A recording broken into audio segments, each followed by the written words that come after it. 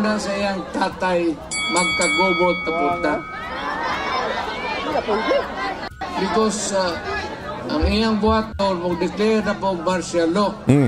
Ito sa iyang papa. Pag martial law, why election, siya na po imuilit. Iyang gamiton tong gibuhat sa iyang tatay. Hindi na po siya gid kakanaog. Maglisod na siya. Pero munang kamo makatilaw yun o gubot. Ito ang sagot po ng Malacanang, True Philippine News Agency.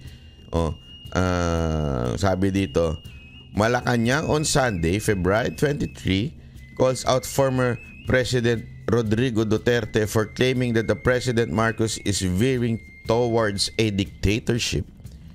E.S. Bersamin said, grabe, doon pa lang, patay na. Sabi dito, the administration will continue to uphold Constitution and adhere to the rule of law. Naku po, kalokohan yan.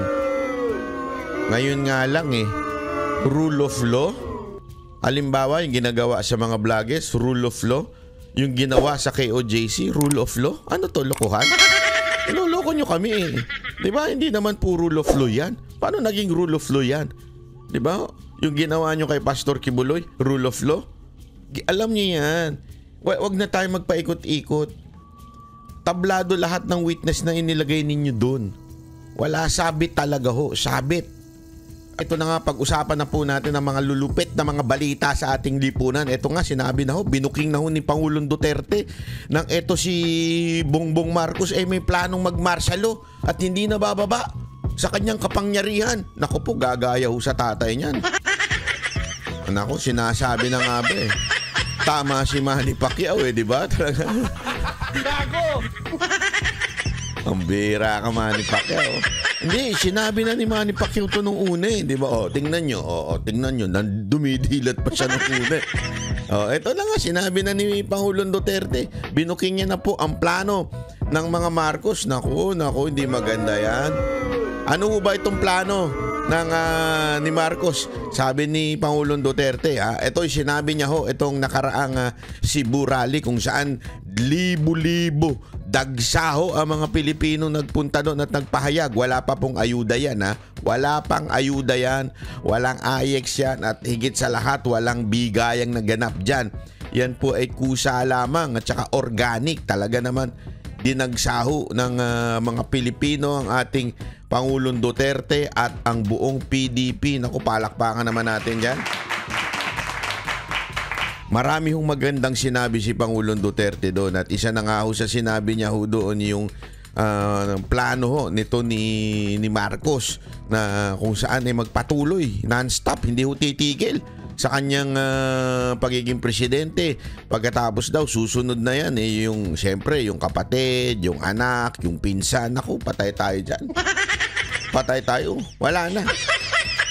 Siguro pagdating ng panahon na para na tayong papalit na tayo sa Africa kasi alam nyo ba yung Africa ngayon, di ba, napapanood natin maraming mga magugulo. Maayos na ngayon dun dahil dun sa bago nilang leader. Pero parang tayo na atang papalit. Naku po, patay tayo dyan. Gago! Di ba? Panoorin natin itong sinabi ni Pangulong Duterte para maunawaan natin kung ano talaga nagaganap sa ating bayan kasi wala na. Sagad na sa butong kawalang yan itong gobyerno na to. Ako, 83 years old na ko. Gusto na kong mawawa ng mga pahuway na. Grabe. Pahuway. Ay, sorry. 83 years old na si Pangulong Duterte. Ang lupit naman po nun.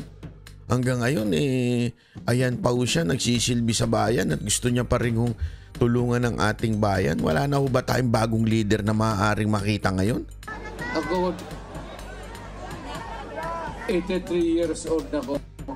Gusto na kong mawawa ng mga pahuway na.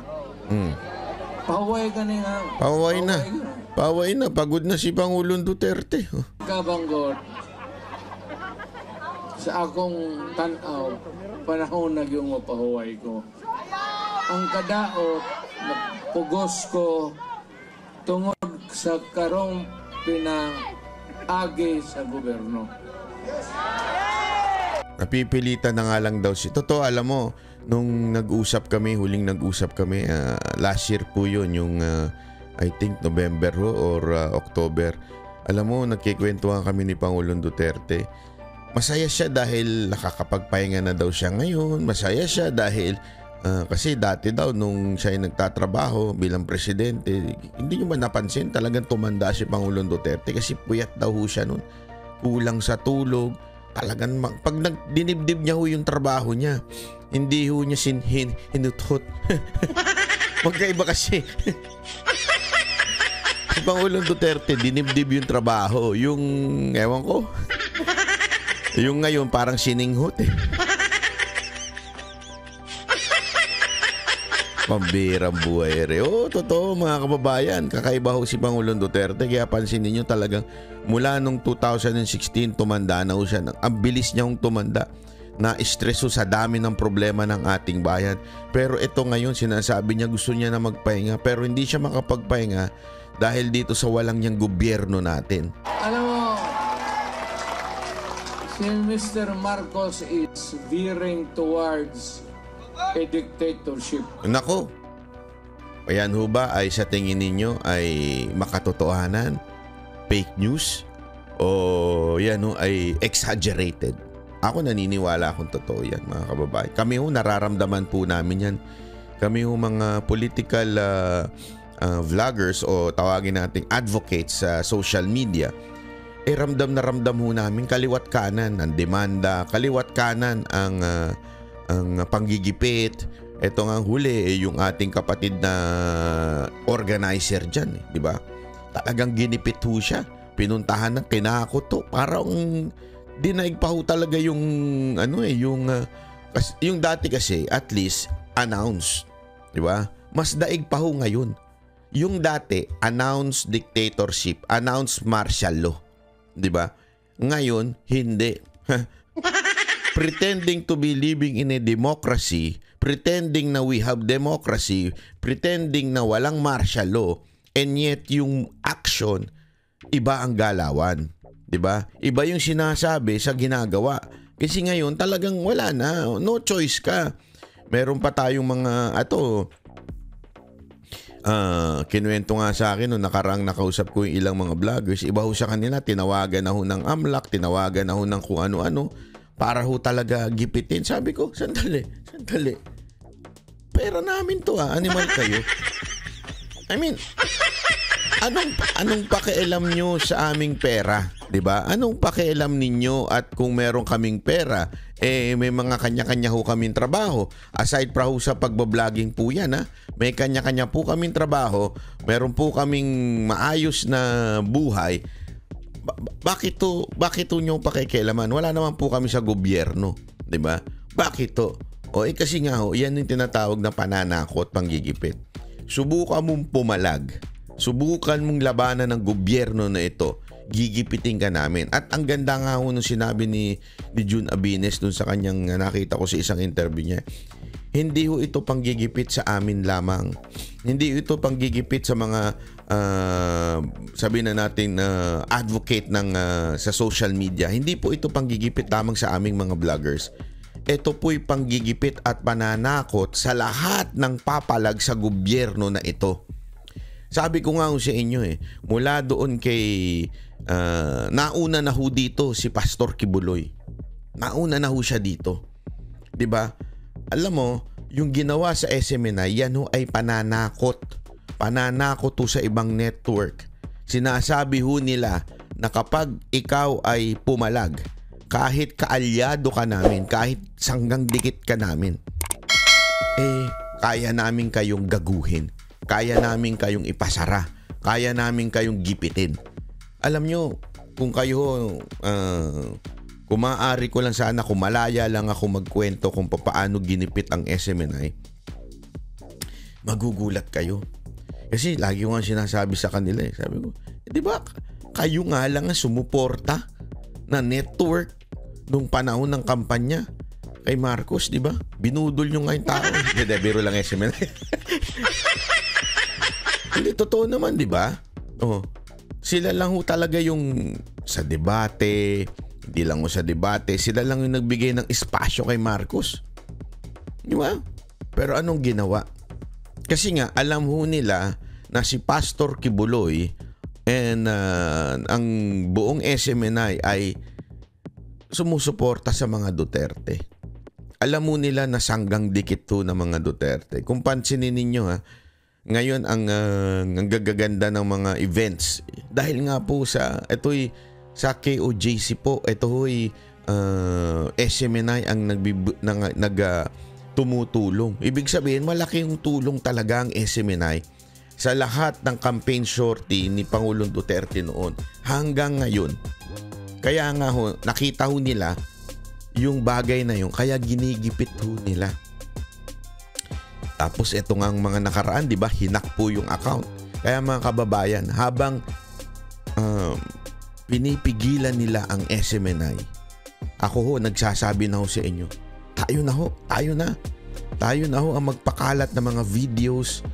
Kasi hindi ho yan hindi ho yan ipapakita ng mainstream media. Kung tingnan nyo ho itong isang mainstream media na ito, ang pinapakita lamang po ay yung speech na kung saan may banat si Pangulong Duterte. Pero yung sabihin ba nilang dagsa-dagsa, libo-libo pumunta? Pag may event ang mga tolongges na mga pro-impeachment, grabe ho nila puntahan, ibalita, kaliwat kanan ng balita kahit walang tao. Diba? Totoo naman Pero yung mga ganito, hindi ho nila ibabalita ho ito kahit punong-punuan tao. Ang ibabalita na lang nila kung ano yung magandang ipaumpog sa Marcos para may balita ho sila. At ito nga ho yun, yung sinasabi ni Pangulong Duterte na saan talaga namang may dictatorship na nagaganap ngayon. Ako, naranasan ko, never ko naranasan sa buhay ko yung ganito na maging aware ka sa paligid mo. Anytime pwede kang dukutin, maging aware ka, baka mamaya may mangyari sa'yo. Alam mo yon. Tapos tinatawanan nga ako dati nila Dada kasi napapraning daw ako. Tapos sabi ko ngayon, praning pa ba ako? Hindi, totoo. Ngayon si Dada, minsan pinupuntahan sa istasyon. Walang biro, may mga nagtatanong. Yung biglang magtatanong, dito ba yung SMNI? Dito ba yung Banateros? Tapos biglang pag wala pa kami, biglang sisibat yung nakamotor. Yung mga ganun ho ba? Naintindihan yung ibig ko sabihin, mga kababayan. Ito'y, di natin masasabing ito'y merong planong masama sa amin. Pero gayon pa man, ito po'y pananakot to. Pananakot to sa mga Pilipino nagsasalita. Kaya nga mga kababayan, kami po'y isang tao lamang o maaring sabihin na natin yung buong vloggers, 40 lang yun. Walang magagawa yun kung hindi ho kayo mag-share, magla-like o kaya ay magsasalita din. Lalong-lalo na kayong mga OFW. Anyway, hindi naman kayo kayang puntahan dyan. I-share ho natin sa mga kababayan natin sa Pilipinas yung mga videos na mga katulad ho nito. Pusta ko sa inyo, dili na manaog pagkakuman sa iyang terminal. Nako, dili na manaog. Ibig sabihin, di na bababa. Parang baligtad sa Tagalog. Panik panaog. Tama. Nalito na rin ako Hindi, totoo. Ayan, sinasabi ni Pangulong Duterte, hindi na daw bababa pag natapos ang kanyang termino. Yan ang gagawin daw ni Marcos. Binuking niya na. Naku po, patay tayo dyan. Ito mga kababayan, tandaan nyo, ito si Pangulong Duterte. Galing itong Malacanang. Huwag nyo kakalimutan. Galing po itong Malacanang. Anong ibig ko sabihin? Kahit ubusin nila ang mga tauhan sa Malacanang, meron at meron matitira na nagsilbi kay Pangulong Duterte at sigurado kung nakuha ng damdamin ni Pangulong Duterte yung mga dating kasamahan niya sa Malacanang. Whether it is security, worker, staff, sigurado kung nakuha ng puso ni Pangulong Duterte yung mga yun. At maaari, dahil marami naman po sa kanila, hindi naman appointed, ito ina-assign lamang po ng opisina, maaaring hindi ho nila alam yun. Kaya ito si Pangulong Duterte, hindi ho ito magsasalita nang wala hong basihan. Hindi ho ito magsasalita nang wala hong alam. Diba? Ito yung magsasalita galing sa kanyang mga resources. Kaya itong sinasabi niyang pupusta ko sa inyo, hindi yan bababa pag natapos ang kanyang termino.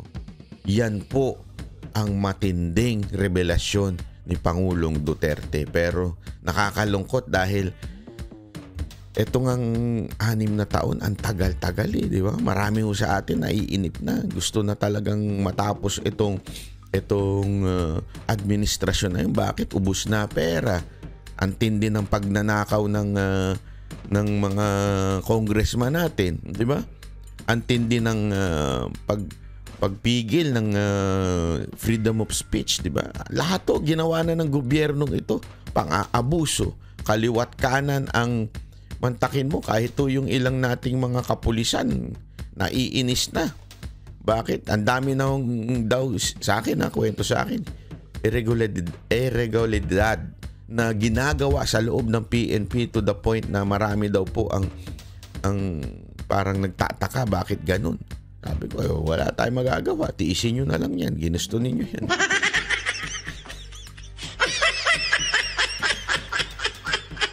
Kaya nga, tawan-tawa ako. Meron akong pinost sa social media ko yung post doon na nung 2022.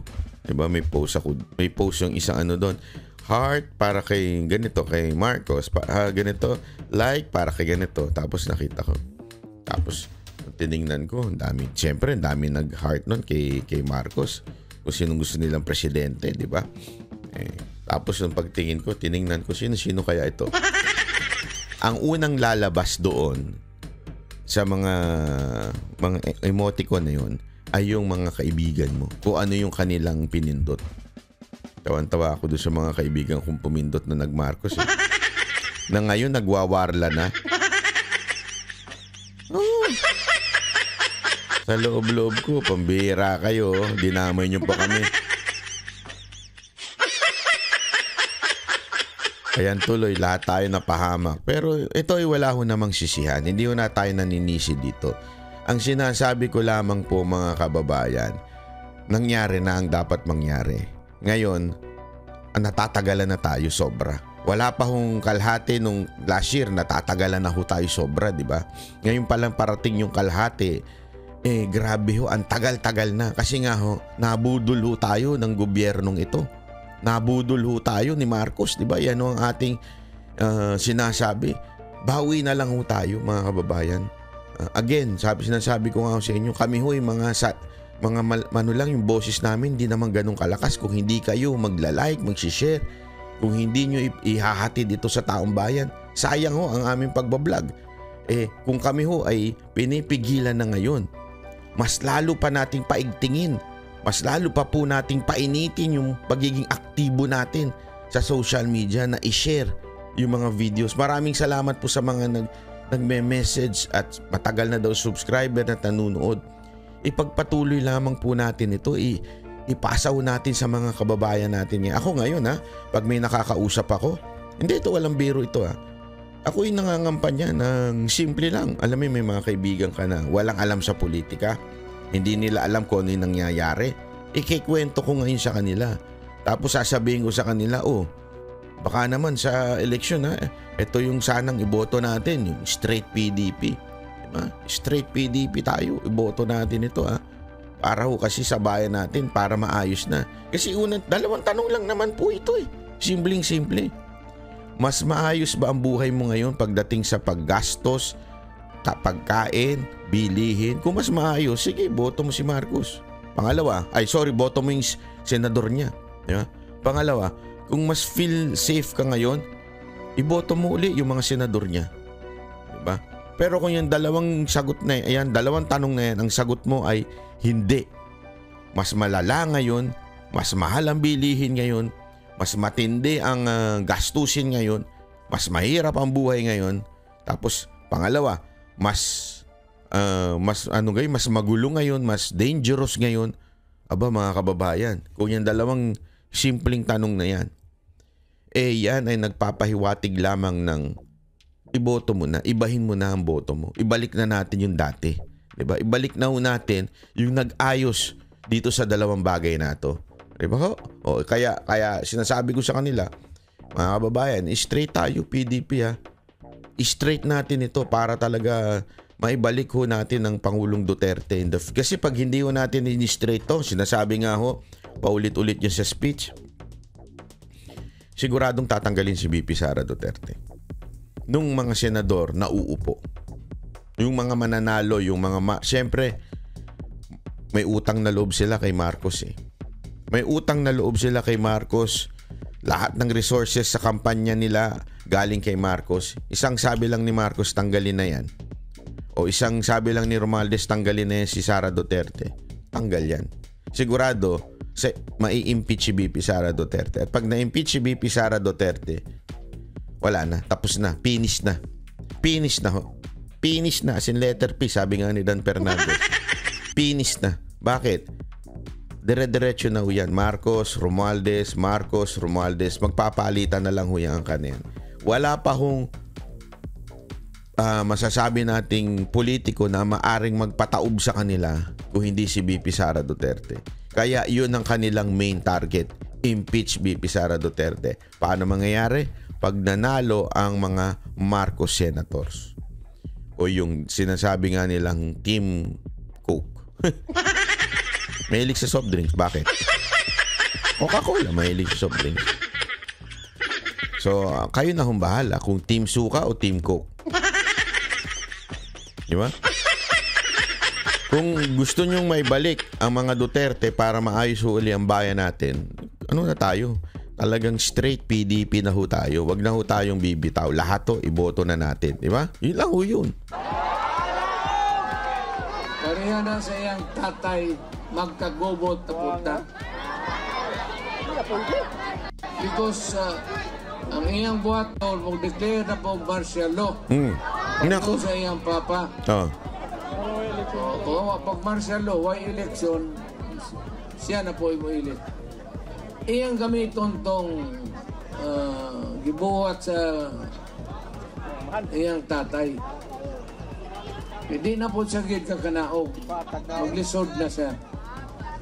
Pero munang kamo makatilaw yun o gubot. Yun so yun na nga ho ang sinasabi ni Pangulong Duterte. At meron nung sagot ho ang balalay ni Marcos. Bakit sagot ni balalay ni Marcos? Kasi hindi si Marcos ang sumasagot. Ewan ko, siguro puyat, baka puyat. Baka tulog pa, hindi natin alam. Ang bilis agad-agad kanina sumagot na ho kaagad yung kanyang balalay. Ito ho, ay mali, hindi po yan, iba po yan. Sorry, mamaya. Unya. Ito ho, ito ang sagot, sandali, Ito, Ito ang sagot po ng Malacanang, True Philippine News Agency. Sabi dito, Malacanang on Sunday, February 23, calls out former President Rodrigo Duterte for claiming that the President Marcos is veering towards a dictatorship. E.S. Bersamin said, grabe, doon pa lang, patay na. Ang tagapagtanggol ni Marcos.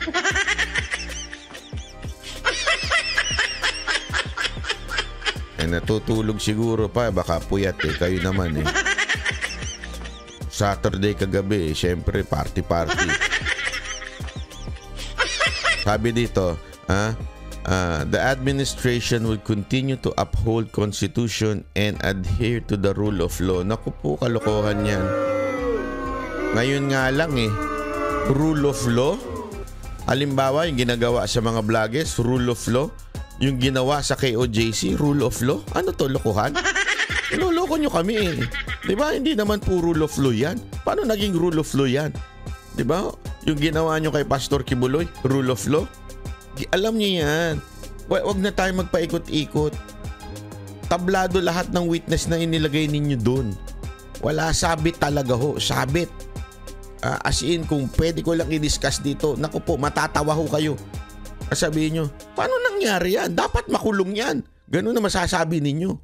Di ba ho? Dapat makulong yung witness. Maniwala ho kayo sa akin, mali-mali ho talaga. Tapos sasabihin nilang, adhere to the rule of law. Ay, kalokohan po, hindi ho totoo yan. Maniwala kayo sa akin. Sabi ni Bersamin, we treat the former president baseless, ridiculous statement the same way that Filipino are dismissive of them. Wow! Dismissive ang mga Pilipino sa sinasabi ni Duterte. A tall tale from a man prone to lying and to inventing hoaxes. Wow! Wow! Dati todo sip-sip ninyo. Wow, dati todo-todo ang ininyong pag-admire kay Pangulong Duterte. Ngayon, lying na at saka inventing hoaxes na. Anong inimbento niya? Sige nga ho, kayo nga ho. Yung nako, hindi to. Wala hong walang invento diyan. May proof po si Pangulong Duterte diyan. Napakarami hong nagsasabi. Panahon pa lang daw nung mayor net. Kinikwento sa akin to ni Pangulong Duterte. Panahon pa lang daw na mayor si Pangulong Duterte nagpupunta na sila doon sa dagat, doon sila Ewan ko.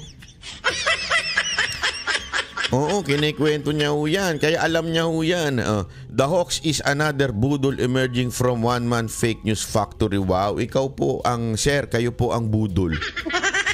Huwag na ho tayo maglokohan. Kayo po ang budol. Ito na lang ho asa na ho yung 20 pesos na kilo ng bigas. Yan ang budol. Huwag na tayo maglukuhan. Yan ang budol. 20 kilos na bigas. Asa na po? Wala. Budol. Yung lahat ng sinasabi ninyong food security. Tandang-tanda ko yan. Yan yung pangako ninyo eh. Food security. Asa na yon? Wala. Budol. Di ba? Yan ang totoo. Kasi isipin mo na lang ito mga kababayan. Kasi tanungin ko sa inyo. Yung sinasabi ng administrasyon na to na food security. Sige nga tayo ho ba ay may sapat na pagkain sa pagkainan? Hindi ho ba tayo nahihirapan na bumili ng pagkain? Kayo hong sumagot. Sino ang budol? Si Duterte o itong tao na itong si Bersamin? Sige nga ho. Kayo hong sumagot. 20 pesos na po ba yung bigas? O 20 pesos kada kamatis na maliit? Kayo hong sumagot. Meron na ho ba tayong food security? O ma-asenso po ba yung bill tumutuloy-tuloy? Di ba ang dami yung tinigil? Yung mga pinangako ninyong supposedly kaayusan pagdating sa kalusugan, siniro nyo nga yung PhilHealth. So binudol nyo mga Pilipino. Tapos sasabihin nyo si Duterte pa ang budol. Ang baduy ninyo ha. Hindi totoo yan. Sabi dito, as our action have consistently demonstrate, we will stay the course. Mag-stay kayo sa course? Kawawa naman kami. In upholding the Constitution. Kailan pa? Kailan pa nyo in-uphold ang Constitution? In adhering to the rule of law. In respecting the rights of the people. Totoo. Kailan nangyari yan? Sir, kailan kayo nabuhay? Hindi, ako nagtatanong lang. Kailan ba sinasabi niyo? Panahon ni Rizal? Kaninong panahon yan? Baka panahon ni Duterte yan. Wala ba kayong alam na panggigipit na ginagawa sa amin? Hindi niyo alam? Yung mga sumusuporta na mga politiko sa ginagawa ni Pangulong Duterte, sa mga rally ni Pangulong Duterte, ginigipit niyo, binubuhay niyo yung kaso. Hindi niyo alam yan? Hindi nyo alam na ginagawa yan ng inyong administrasyon? Ng inyong gobyerno?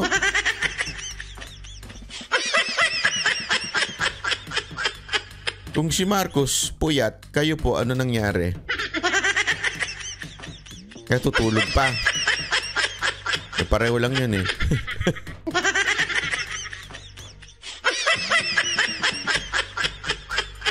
Ayan, sabi dito, we will not backslide into oppressive ways of previous administration.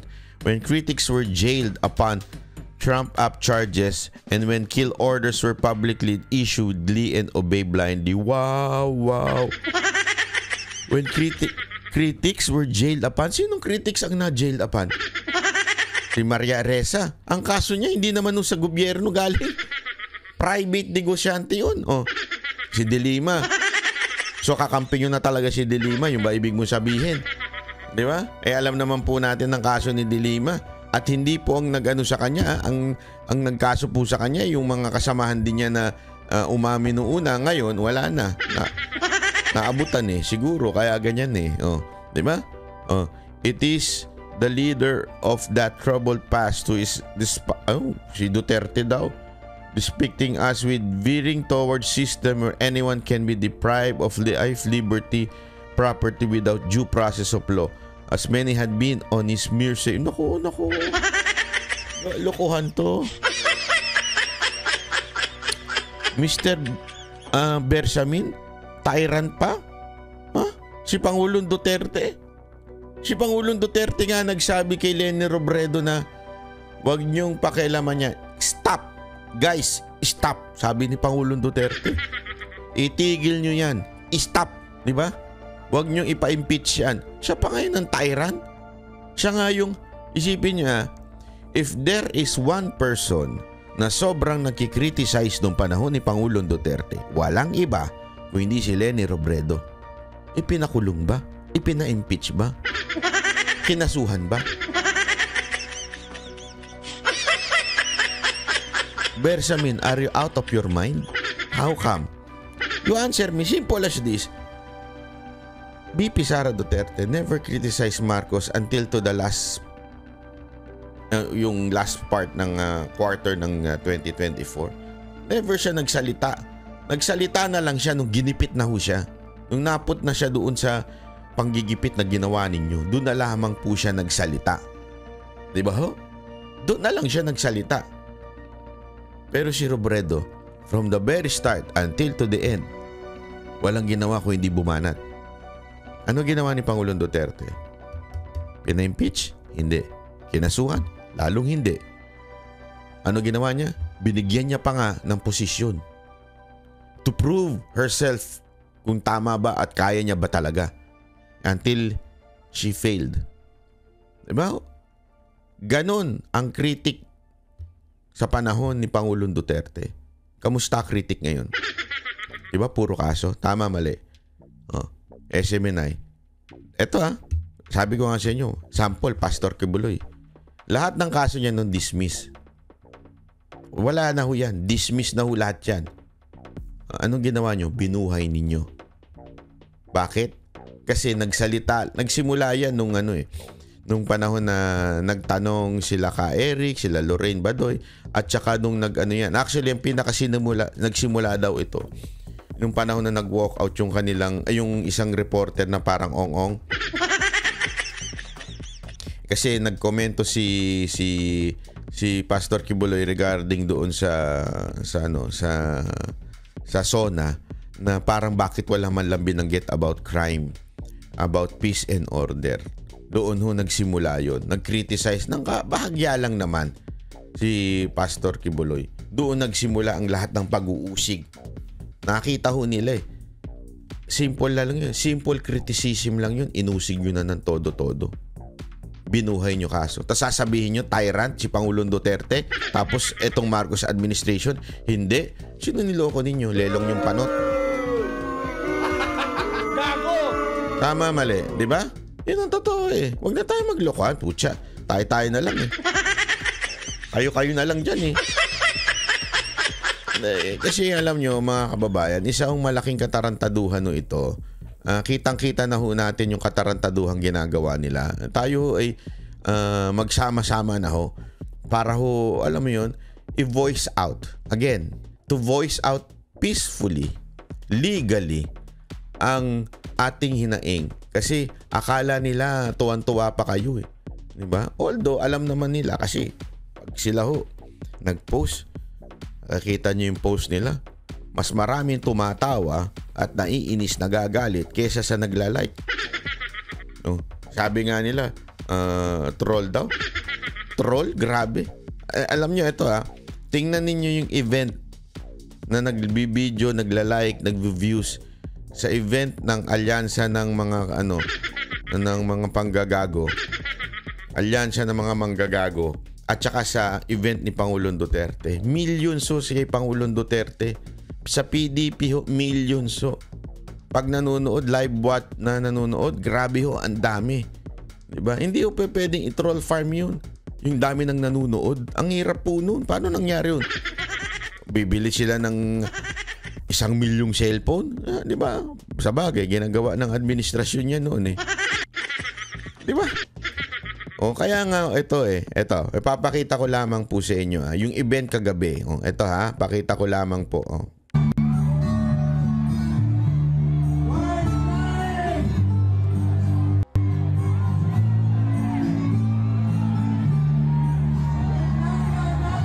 Wala mahal na mahal talaga si Duterte. Nang asar ka pa talaga no. Yung itsura pa ni Jimmy Bondoc doon eh. Wala mahal talaga niya ng tao si Pangulong Duterte.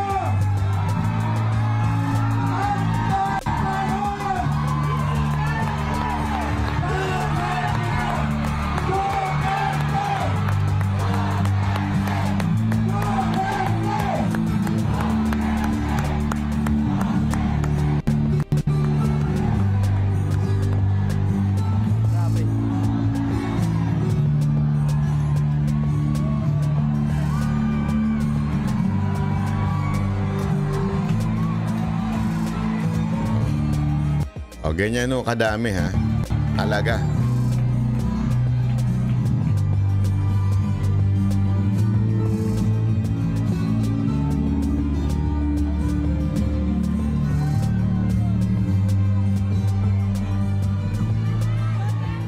Eto mga kababayan pinakita po natin yan kasi alam nyo merong gago ngayon na nagpapakalat ng para trap po ito sa mga ito ayan.